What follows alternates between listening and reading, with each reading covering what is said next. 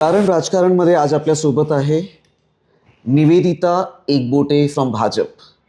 मी हा जे परिचय आहे याला परत एकदा करेक्ट करतो किंवा एडिट करतो.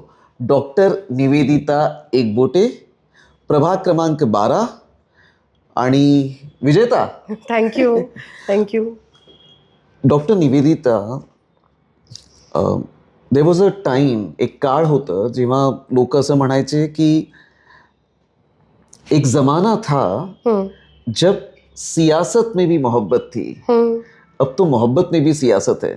तुम्ही अशा सियासत किंवा पॉलिटिक्समध्ये एक प्रिन्सिपल, एज्युकेटर, पर्सन हु सर्वे सर्व ऑफ मॉडर्न कॉलेज किंवा डेप्युटी सेक्रेटरी असं म्हणतात टेक्निकली, तुम्ही या फील्डमध्ये कसं काय आणि are you happy, are you satisfied after this Wien?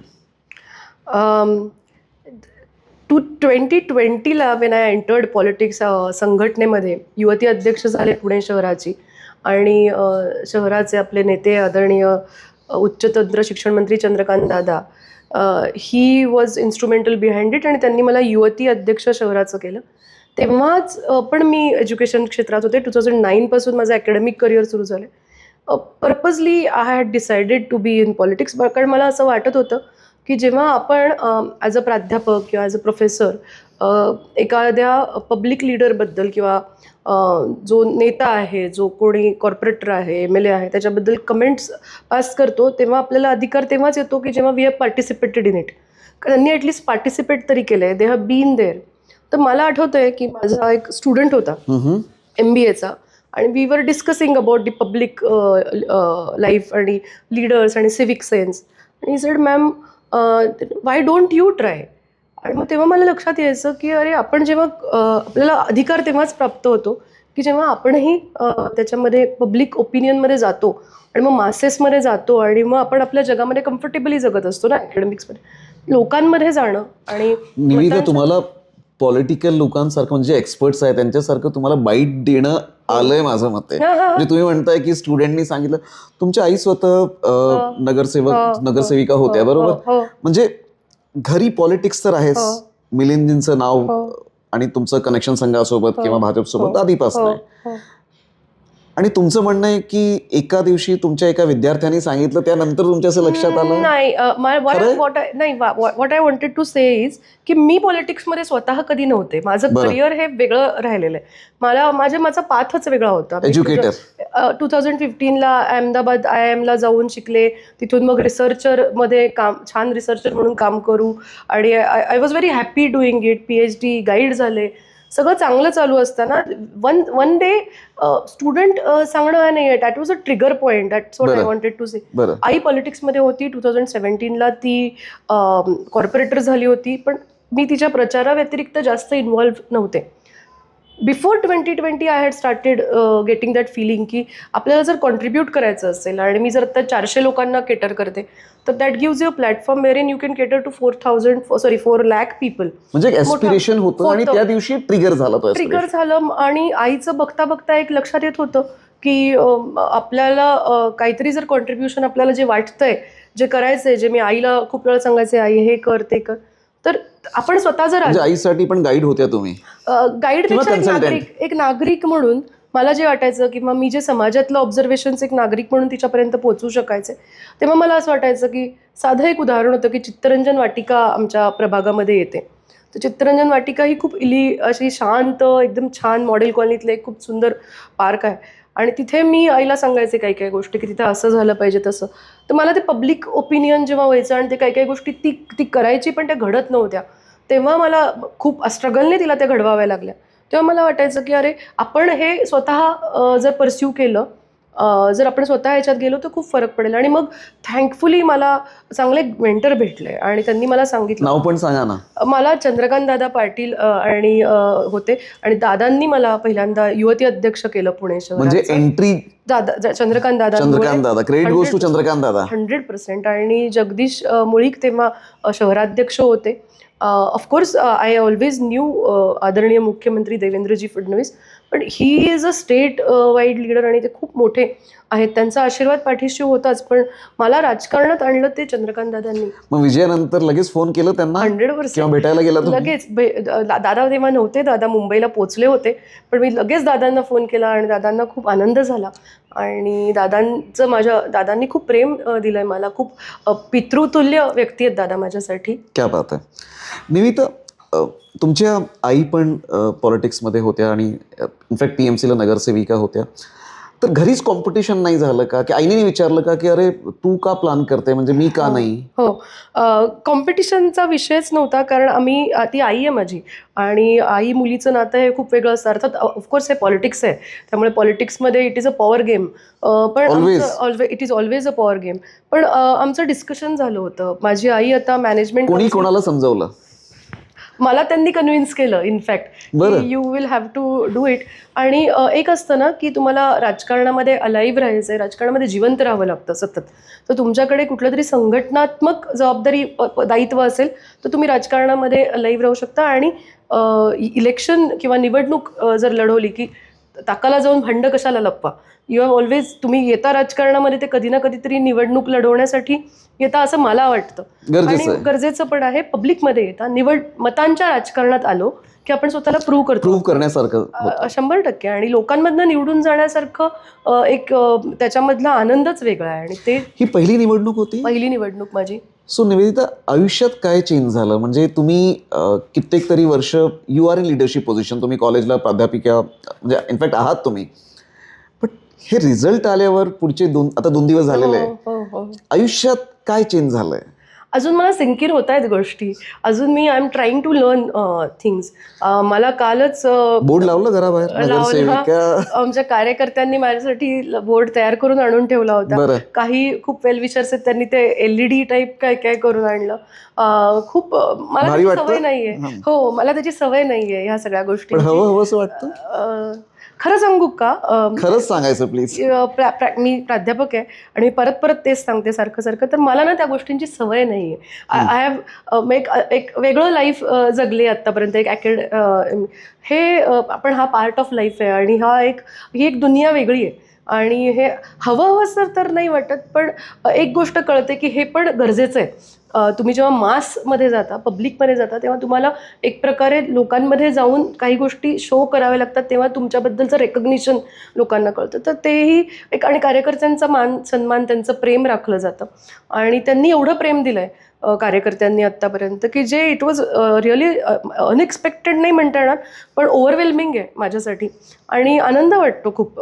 हवंसं वाटण्यापेक्षा I am very much delighted. खूप आनंद होतो सगळं बघून. डिलायटेड म्हणजे your MBA, your PhD, your a mentor for lot of PhD students, I believe, right? 4 लोक PhD करतात माझ्या अंडर. जे डायमंड रूल ऑफ मार्केटिंग आहे, म्हणजे डिलाईट पेक्षा अजून तसं वाटतंय मी असं म्हणेन. मी मार्केटिंगचीच प्रोफेसर आहे. आणि कस्टमर डिलाईट आम्ही जे शिकवतो, सॅटिस्फॅक्शनच्या पलीकडे डिलाईट आहे. कस्टमर डिलाईट, मी डिलायटेड आहे. I am very happy, grateful. In fact डिलायटेडपेक्षा पण मला असं वाटतं ग्रेटफुल आहे. ग्रॅटिट्यूड इज व्हेरी इम्पॉर्टंट, कारण अदरवाईज माझ्यासारखे खूप लोक असतात ना. मला असं वाटतं की 100 निवेदिता असतील, I am not the only one. I have got this opportunity by god's grace. आईवडिलांची पुण्याई असते. मी ज्या संस्थेमध्ये काम करते मॉडर्न, त्याचं नाव खूप मोठं आहे, 92 वर्ष जुनी संस्था आहे. तिथल्या लोकांनी मला प्रचंड प्रमाणामध्ये प्रेम दिलं, मेहनत घेतली माझ्यासाठी म्हणून, आणि निर्व्याज प्रेम. तर I am in gratitude. Let's talk about this election in specific. निवेदिताचा जे विजय आहे ते निवेदिता आणि घरच्यांची मेहनतच्या बेसिसवर आहे की भाजपची मेहनतच्या बेसिसवर आहे? It is a combination of both. भाजपची पुण्याई 100% माझ्या पाठीशी होती. तुम्हाला once you get that tag of being a BJP person, तुम्ही हाफ बॅटल जिंकलेलं असतं तिथेच. फक्त पुढे तुमचं वैयक्तिक. पण ही बॅटल चुरशीची होती, म्हणजे एकदम असं इझी नव्हती. माझ्या मते 1600 वोटनी जिंकलं तुम्ही. हो 1578 1578 इन स्पेसिफिक. येस 1578. आणि निवेदिता, याच्यात मला आठवतंय ज्या दिवशी इलेक्शन होतं, तुमच्या समोर होते बोडके, बाळासाहेब बोडके. तुम्ही एक आरोप पण लावलं होतं.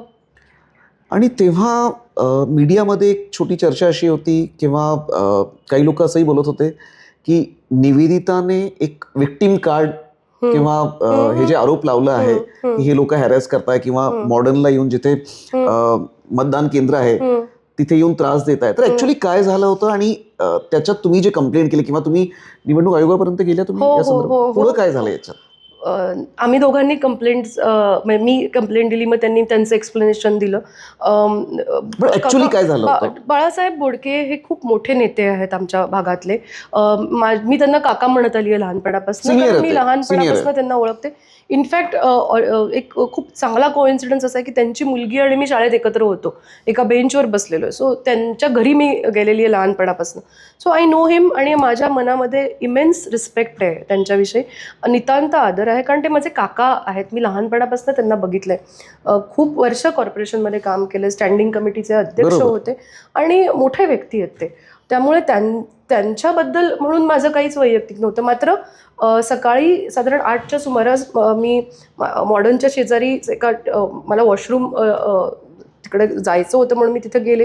मी आवाज ऐकला आणि मी बाहेर येऊन बघते तर त्यांचा मुलगा आणि त्यांचे कार्यकर्ते हे ऑफिसच्या आतमध्ये आले होते.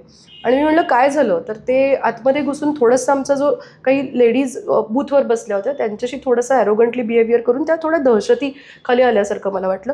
In fact when I started talking to them, ते माझ्या जवळ आले आणि मला ते काही आवडलं नाही. आणि मग मी त्यांना तेव्हा सांगितलं की तुम्ही हे करू नका, मी एक महिला आहे. आणि कार्यकर्ते निघून गेले. हे कार्यकर्त्यांनी केलं होतं? कार्यकर्ते आणि त्यांचा मुलगा होता त्याच्यामध्ये, तुषार म्हणून आहे.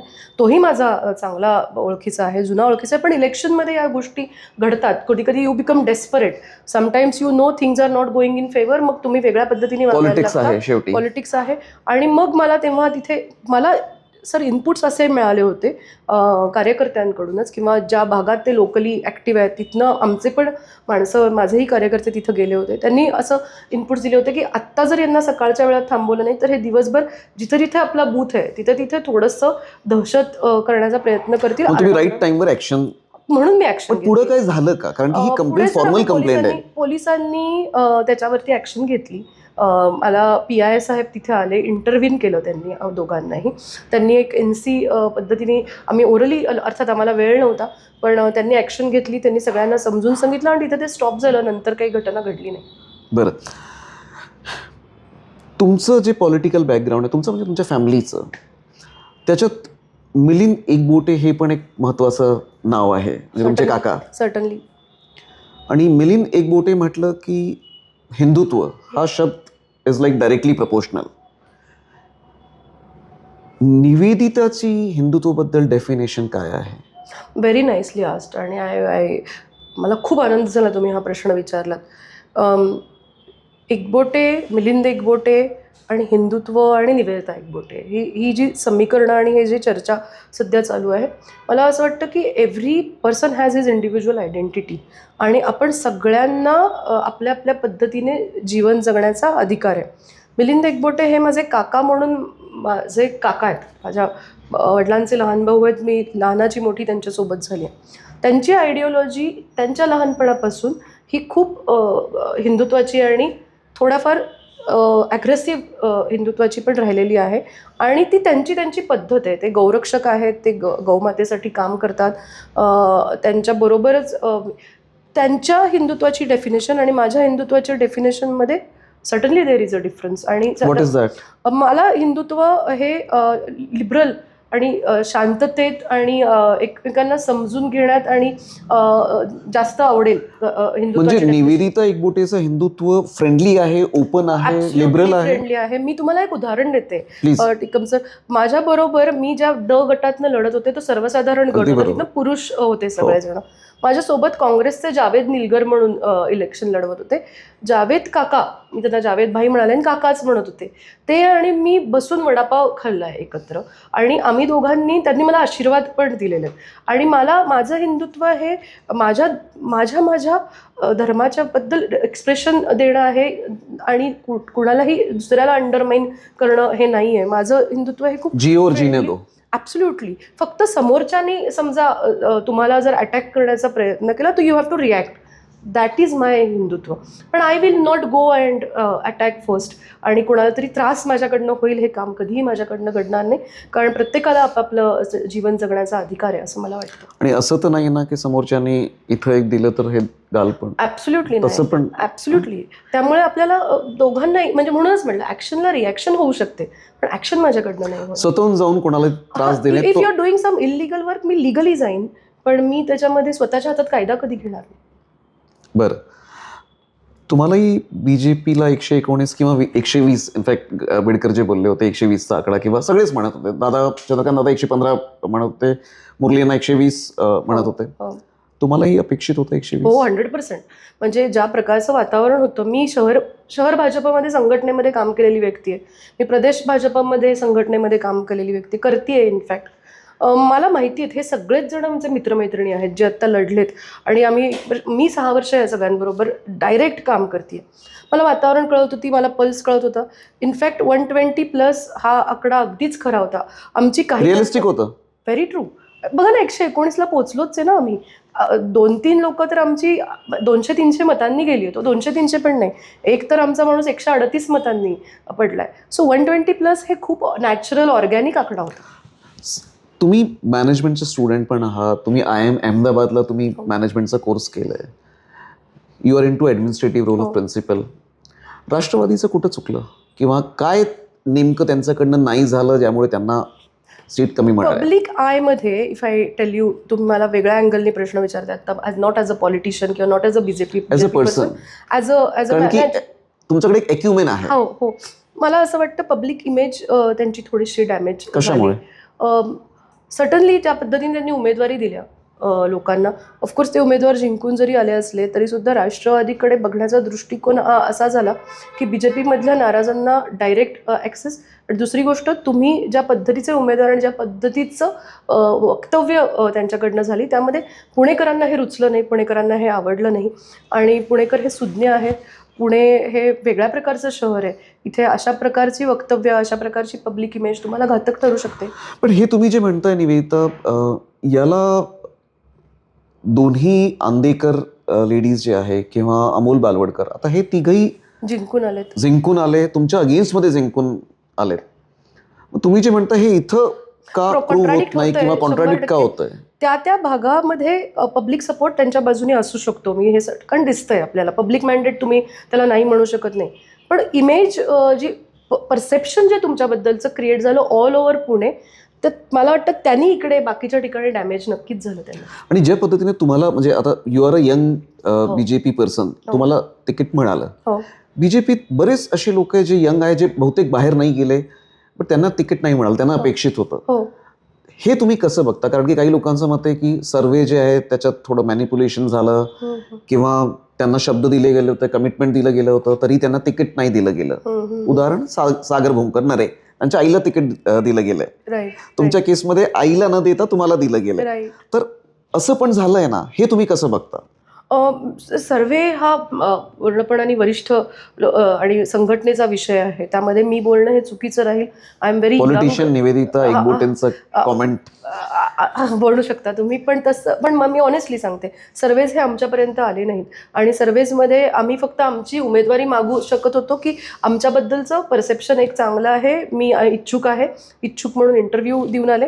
पण पुढे नेत्यांचा डिसिजन असतो, त्या भागातल्या लोकली जे ॲक्टिव्ह आहेत, MLAs असतील किंवा बाकी आमचे मुरलीधरांना मोहोळ असतील, कारण त्यांच्याकडे निवडणुकीचं सगळं काम होतं. ह्या सगळ्यांनी, शहर अध्यक्ष धीरज घाटे, या सगळ्यांकडे जो आलेल्या फीडबॅकवरती एक सामूहिक पद्धतीने घेतलेला निर्णय असतो, त्यामध्ये कन्सेन्सस आहे, ऑफकोर्स कन्सेन्सस आहेत, नक्कीच काहीतरी डिसिजन घेतला जातो, तो सामूहिक घेतला जातो, एवढं मी सांगू शकतो. So what is next for Nivedita? पुढं काय ॲस्पिरेशन आहे, काय बघता? तुमची एंट्री झाली आता फॉर्मली. हो, मी आता सिंक इन करायचा प्रयत्न करते, आता सभागृहात जायचंय. माझ्या डोळ्यासमोर 2च गोष्टी आहेत की मी ॲडमिनिस्ट्रेशन 16-17 वर्ष करत आली आहे आत्ता, ऑल माय लाईफ. 2009 पासून when I started I have been an administrator, पण ते शैक्षणिक क्षेत्रातलं ॲडमिनिस्ट्रेशन होतं. मी संघटनेमध्ये पण काम करते गेली 6 वर्ष कंटिन्युअसली. तेही ॲडमिनिस्ट्रेशन एक वेगळं होतं. म्युन्सिपल कॉर्पोरेशनचं जेव्हा तुम्ही ॲडमिनिस्ट्रेशन करता तेव्हा दिस इज द फर्स्ट टाईम अंदाज आहे. नाही, माझा प्रश्न वेगळा होता निवेदिता. मॅनेजमेंटमध्ये तुम्ही बघितलं असणार, मोस्ट ऑफ अस म्हणजे MBA नंतर जेव्हा बाहेर जातात तर त्यांना एक शिकवलं जातं की तुम्हाला प्रश्न विचारला जाणार आहे, what will you do after 5 years down the line, 10 years down the line. So for सांगते. Nivedita, what is there 5 years मला डाऊन द लाईन, लक्षात- 10 years डाऊन द लाईन? मला लक्षात येत आहे म्हणूनच सांगते मी, आणि त्याच पद्धतीने मी तुम्हाला सांगते प्लीज मॅडम. की मी आत्ता I have to learn things.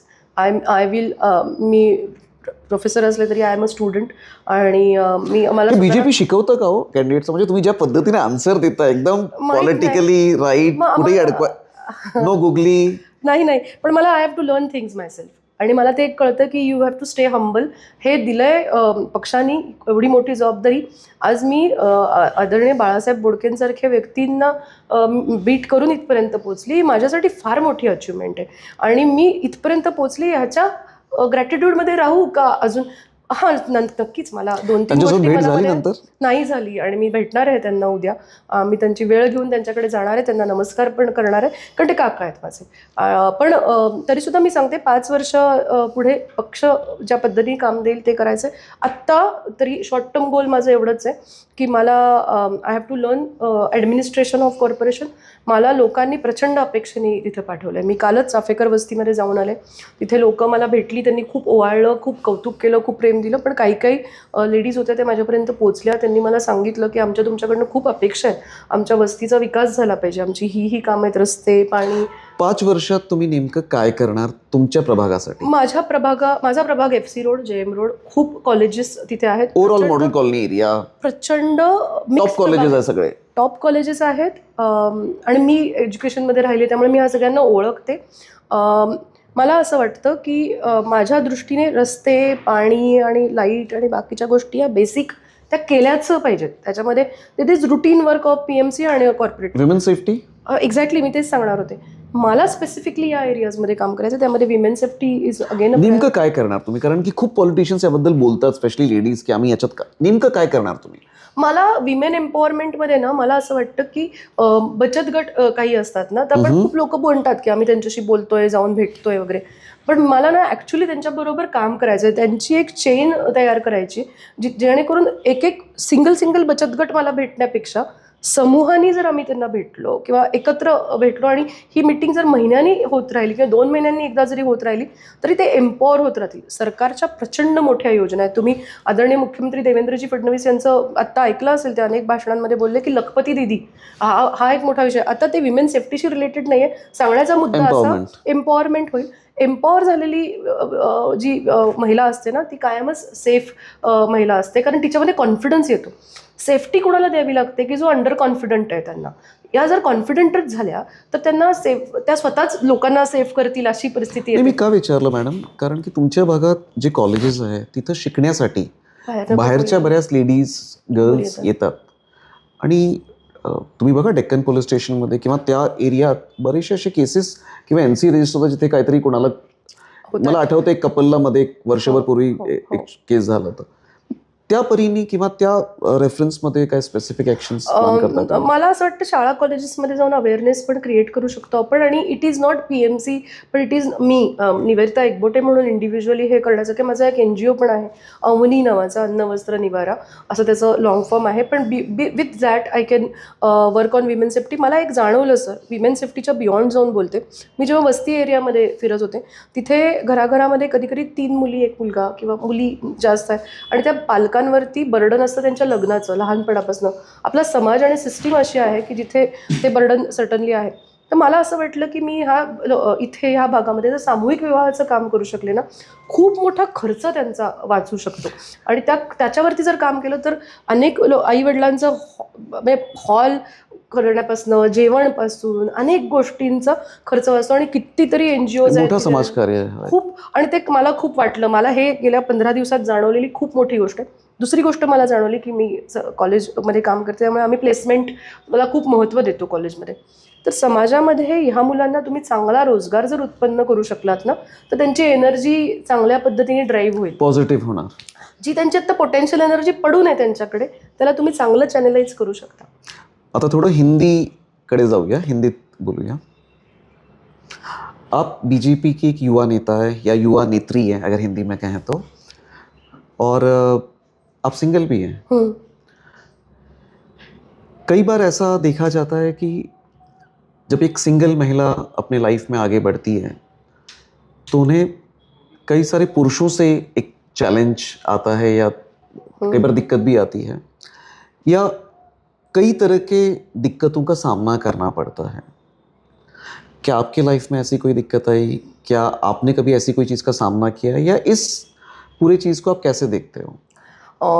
To be very honest, thankfully sir, अभी तक तो ये सिंगल और यंग लेडी वाली बात अभी तक तो दिक्कत नहीं दी है। ये सच है कि अगर आप पॉलिटिक्स में हो और आप यंग लेडी हो, आप सिंगल इनफैक्ट आजकल किसी भी फील्ड में पॉलिटिक्स उससे अछूता नहीं है। You are right, absolutely right. तो it is a challenge again for you, but ऐसा होता है कि यू एज अ लेडी आप ना वायर्ड होते हो यंग डेज से उसको टैकल करने के लिए। तो again it is your on maturity, your on comprehension, आप वो चीज़ को कैसे देखते हो और कैसे टैकल करते हो। तो वो जैसे मैं अभी जो कैटेगरी से इलेक्शन लड़ी, सर्वसाधारण ओपन, 9 लोग थे हम, 8 पुरुष और मैं अकेली महिला थी जी।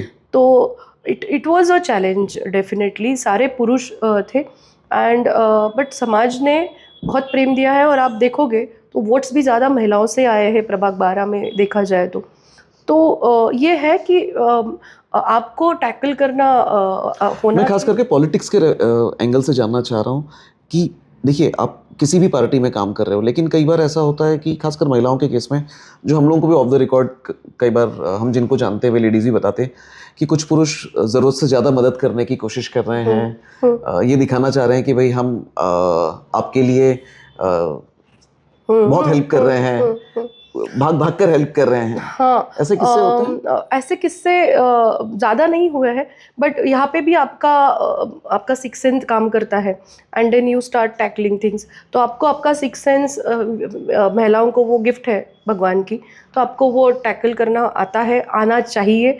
उससे ही आपको हेल्प मिलती है, अदरवाइज कॉम्प्लिकेशंस आगे आ सकते हैं। तो वो पहले से ही you have to understand things, और उससे ही आपको, मैं वही बोल रही हूँ कि आपको जैसे ही ये समझ में आता है कि कोई ज़्यादा आपको मदद कर रहा है, तो sometimes people are very genuine and sometimes they may not be very genuine. तो वो लाइन आपको डिफरेंशिएट करना चाहिए, करना आना चाहिए। और ऐसे इसमें एक स्ट्रिक्ट भूमिका भी होनी चाहिए। Absolutely, women have to be very strict because हर एक लड़की, जो भी लड़की है, अनमैरिड है या मैरिड है, वो एक माता है।